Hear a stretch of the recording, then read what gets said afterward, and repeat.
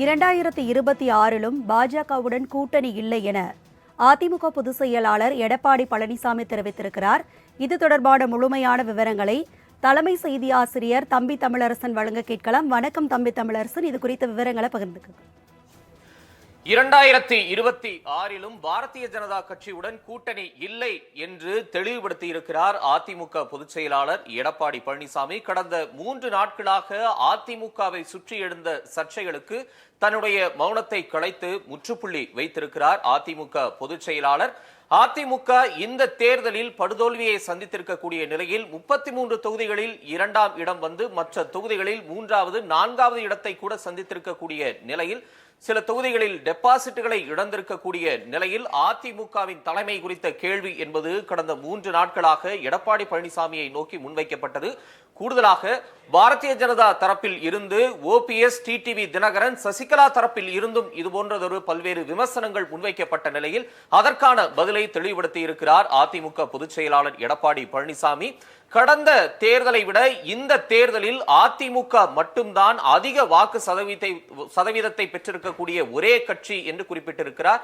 அதாவது 1% அளவிற்கு வாக்கை நாங்கள் அதிகரித்து காட்டியிருக்கிறோம்.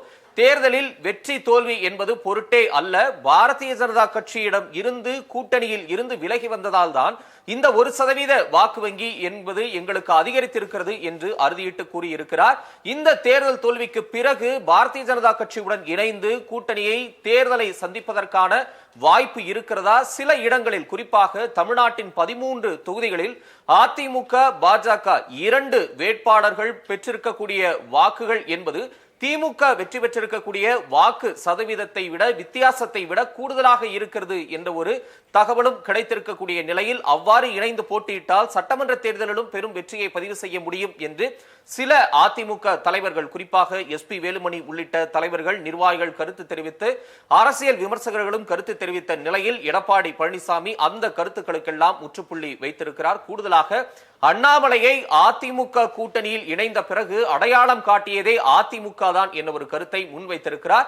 முதலாவதாக அதிமுக தரப்பில் இருந்து எஸ்பி வேலுமணி தன்னுடைய கருத்தை முன்வைத்திருந்தார்.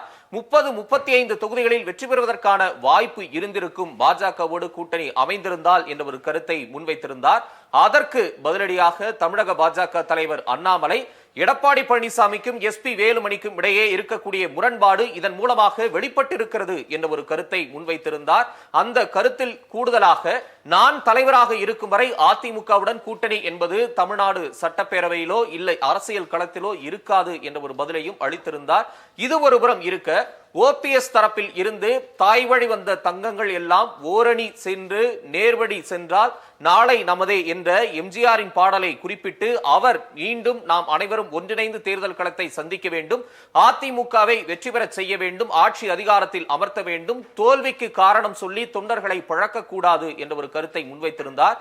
கூடுதலாக சசிகலாவும் அனைவரும் ஜெயலலிதா இல்லம் வாருங்கள், நாம் ஒன்று கூடி தேர்தலை சந்தித்து அதிமுகவை மீட்டெடுப்போம் என்ற ஒரு கருத்தையும் முன்வைத்திருந்தார். அதற்கு KP முனுசாமி தரப்பில் இருந்து ஓ பன்னீர்செல்வம் எம்ஜிஆர் பாடல் வரிகளை குறிப்பிட்டு பேசுவதற்கு எந்தவிதமான அருகதையும் இல்லை. செல்வி ஜெயலலிதாவை விமர்சித்து பேசிய அண்ணாமலையோடு அமர்ந்து கூட்டணி சென்று தேர்தலை சந்தித்துவிட்டு அதிமுகவை மீட்டெடுப்போம் என்று அவர் சொல்வது ஏற்புடையது அல்ல என்ற ஒரு கருத்தையும் காட்டமாக விமர்சித்திருந்தார். தற்போது அதே கருத்தை வழிமொழிந்திருக்கிறார் அதிமுக பொதுச் செயலாளர் எடப்பாடி பழனிசாமி. கூடுதலாக பாரதிய ஜனதா தரப்பில் இருந்தும் அந்த கட்சிக்குள்ளாகவும் பல்வேறு விதமான உட்கட்சி விமர்சனங்கள் எழுந்திருப்பதை நாம் பார்க்க முடிகிறது. குறிப்பாக அந்த கட்சியினுடைய முன்னாள் ஆளுநர் தமிழிசை சவுந்தரராஜன், உட்கட்சி ஐடி நிர்வாகிகளை நான் எச்சரிக்கிறேன், தலைவர்கள் யாராவது கருத்து சொன்னால் அவர்களை மோசமாக பேச வேண்டாம், கட்சியின் பிற தலைவர்கள் மீது தவறாக எழுதினால் ஒழுங்கு நடவடிக்கை எடுக்கப்படும், நான் இங்கேதான் இருப்பேன், நான் முன்னாள் தலைவராக இந்த கருத்தை கூறுகிறேன் என்ற காட்டமான பதிலடியை குறித்திருந்தார். மேலும் பாஜக தரப்பில் இருந்து சில நிர்வாகிகளும் அண்ணாமலை தலைமை குறித்த கடுமையான விமர்சனங்களை முன்வைத்திருந்தனர். வாக்கு சதவீதத்தை திரு எடப்பாடி பழனிசாமியும் இன்றைக்கு குறிப்பிட்டு பேசியிருக்கிறார். கடந்த 2014ஆம் தேர்தலில் பாஜக தேசிய ஜனநாயக கூட்டணி 18.8% வாக்குகளை பெற்றிருந்தது. குறிப்பாக அப்போது அந்த கூட்டணியில் தேமுதிக, பாட்டாளி மக்கள் கட்சி, மதிமுக மற்றும் இன்று இருக்கக்கூடிய இந்திய ஜனநாயக கட்சி உள்ளிட்ட சில வளரும் கட்சிகளும் இடம்பெற்றிருந்து இந்த வாக்கு சதவீதத்தை பெற்றிருந்தனர். கன்னியாகுமரியில் பொன் ராதாகிருஷ்ணனும், தர்மபுரியில் அன்புமணி ராமதாசும் வெற்றியை பதிவு செய்திருந்தனர் என்பதும் குறிப்பிடத்தக்கது. ஆனால் தற்போது 2024 ஒட்டுமொத்தமாக அந்த கூட்டணி பெற்றிருக்கக்கூடிய வாக்கு சதவீதம் என்பது 18.2% குறைந்திருக்கிறது. 2014 38 தொகுதிகளில் பாஜக கூட்டணி போட்டியிட்டதும் நமக்கு நினைவிருக்கலாம். 2014 பாஜக மட்டும் தனித்து 5.56% வாக்குகளை பெற்றிருந்தது.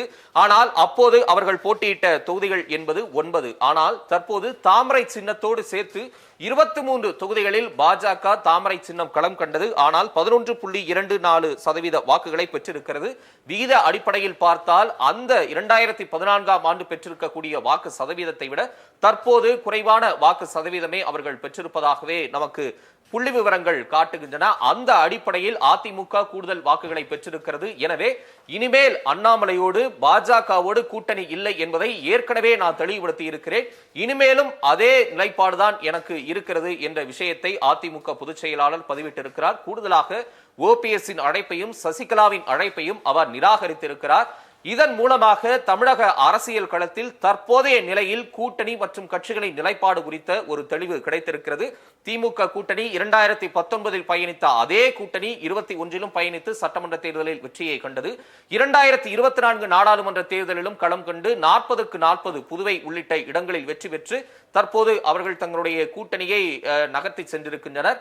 மறுபக்கம் அதிமுக இந்த தேர்தலில் எப்படியான முடிவை எதிர்நோக்கி இருக்கிறது, இந்த முடிவுகளுக்கு பின் அதிமுக உட்கட்சி நிர்வாகிகளின் நிலைப்பாடு என்னவாக இருக்கிறது, குறிப்பாக அண்ணாமலை தேர்தலுக்கு முன்பாக குறிப்பிட்டிருந்தார் 2024 தேர்தல் முடிவுகளுக்கு பிறகு அதிமுக என்ற கட்சியே காணாமல் போகும், அந்த கூடாரம் கலகலத்து போகும் என்று குறிப்பிட்டிருந்தார். ஆனால் தற்போது எடப்பாடி பழனிசாமி அதனை தெளிவுபடுத்தி இருக்கிறார். நாங்கள் மட்டும்தான் 1% வாக்கு வங்கியை கூடுதலாக பெற்றிருக்கிறோம். 26லும் எங்களுடைய தலைமையில்தான் நாங்கள் தேர்தலை சந்திக்க இருக்கிறோம். நாடாளுமன்ற தேர்தல் வேறு, சட்டமன்ற தேர்தல் வேறு.